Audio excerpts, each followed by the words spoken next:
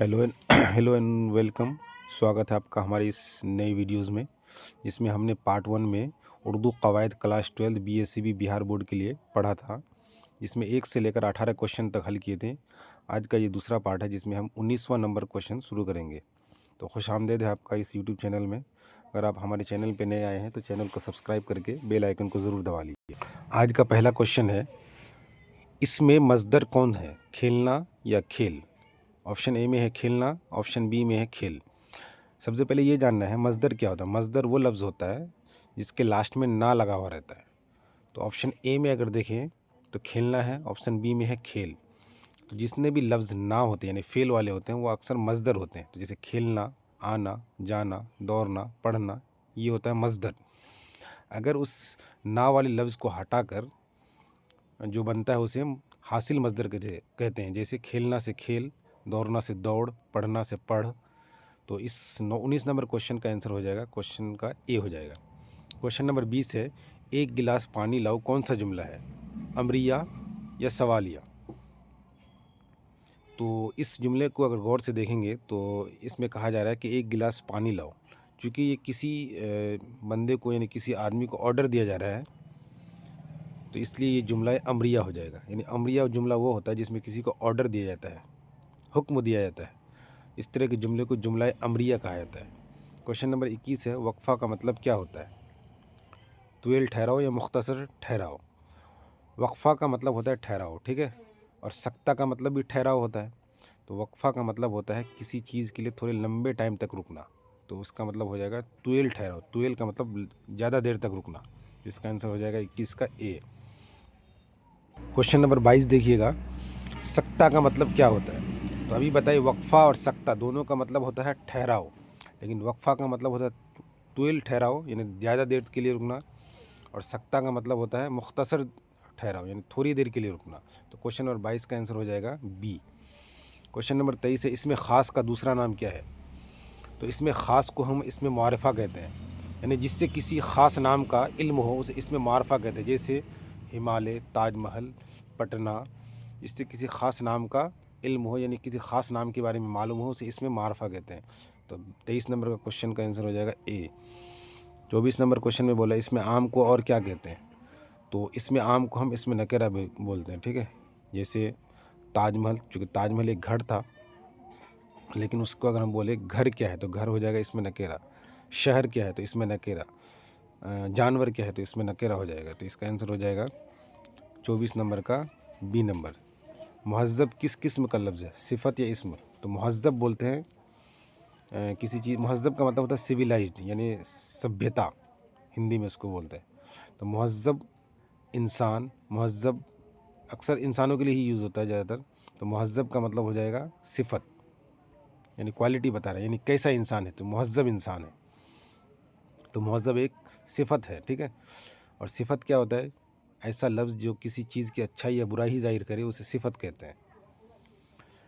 Question number 26 है, इसमें किसके माने बंदा है, अबद या आइन से आबद? तो बंदा जो है, आइन से जो अबद है उसका मतलब होता है बंदा। इसका आंसर 26 का ए हो जाए, बी हो जाएगा। और अलीफ से जो अबद है उसका मतलब होता है हमेशा।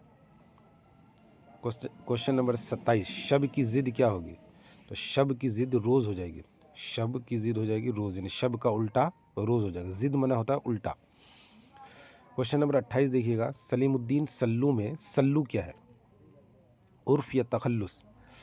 तो सलीमुद्दीन सल्लू यानी तखल्लुस वो नाम होता है जो किसी शायर जो है किसी गज़ल या मक्ता में इस्तेमाल करता है, उसे तखल्लुस कहते हैं। और एक ऐसा नाम जो प्यार से पुकारा जाता है उसे उर्फ़ कहते हैं। तो सलीमुद्दीन तो उसका असल नाम होगा, सल्लू उसको पुकारा जाता है, इसलिए सल्लू क्या हो जाएगा, उर्फ़ हो जाएगा। क्वेश्चन नंबर 28 में ए हो जाएगा, जिस शेर में तारीख़ी वाक़े का ज़िक्र हो उसे क्या कहते हैं, तलमी या तजनीस? जिस शेर में तारीख़ी वाक़े का ज़िक्र हो उसे क्या कहते हैं, तलमी, ऑप्शन बी है तजनीस। तो जिस शेर में तारीख़ी वाक़या जैसे कश्ती नूह, वाक़या करबला, इस तरह की जो वाक़या होते हैं उसको तलमी कहा जाता है।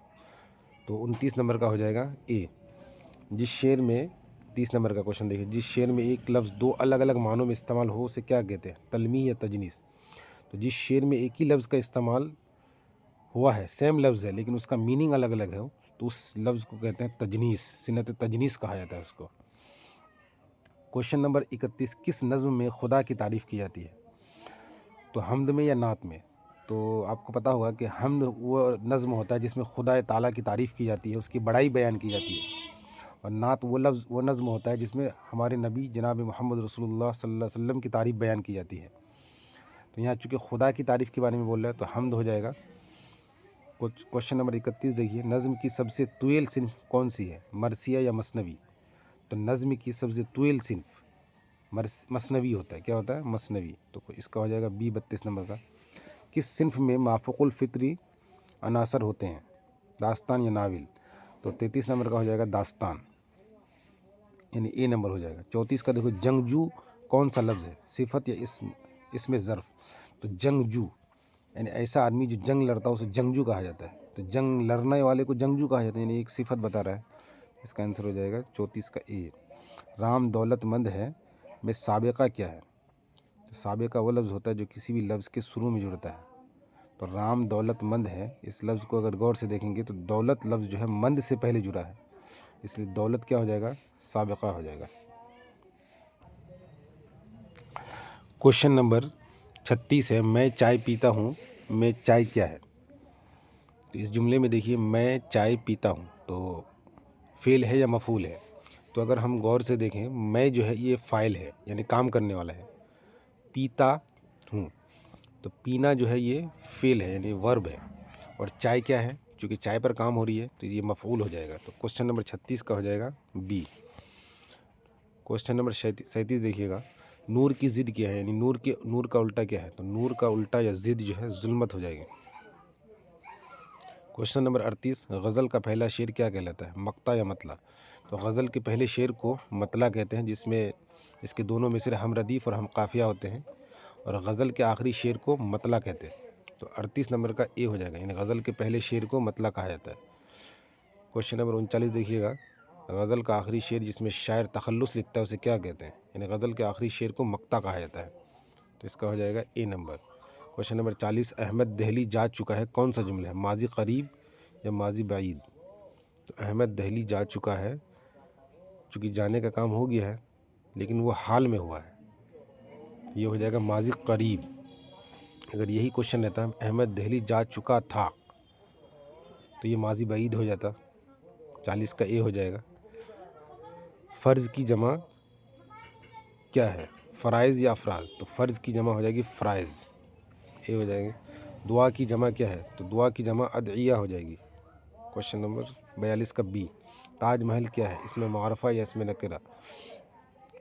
तो ताजमहल किसी ख़ास जगह, किसी ख़ास घर का नाम है, तो ये हो जाएगा इसमें मारफ़ा, यानी इसमें मारफ़ा को इसमें ख़ास कहा जाता है, इसमें नकिरा को इसमें आम कहा जाता है। तो ताजमहल ख़ास है इसलिए इसमें मारफ़ा हो जाएगा। इसमें नकिरा कौन है, शहर या ताजमहल? तो ताजमहल तो ख़ास है, तो इसमें आम को ही इसमें नकिरा कहा जाता है, तो ये हो जाएगा शहर। शहर से मुराद कोई भी शहर, दिल्ली, मुंबई, पटना, तो ये क्लियर नहीं है, इसलिए शहर जो है इसमें नकिरा हो जाएगा। अंधेरी रात में रात क्या है, सिफत या मौसूफ? अंधेरी रात, अगर सवाल किया जाए रात कैसी है तो अंधेरी है, तो अंधेरी जो लफ्ज़ है वो सिफत हो जाएगी, लेकिन चूँकि रात के बारे में पूछ रहे हैं कि रात क्या है, तो रात हो जाएगी मौसूफ, यानी जिसकी अच्छाई या बुराई बयान की जाए उसे मौसूफ कहते हैं। कौन सा जुमला सही है, आप आओगे या आप आएंगे? तो इन दोनों लफ्ज़ों में, इन दोनों जुमलों में अगर आप देखेंगे, जुमला जो बी है वो सही है, आप आएंगे। खलवत की ज़िद क्या होगी, जलवत या सरवत? तो खलवत की जो ज़िद है यानी उल्टा है वो जलवत हो जाएगी।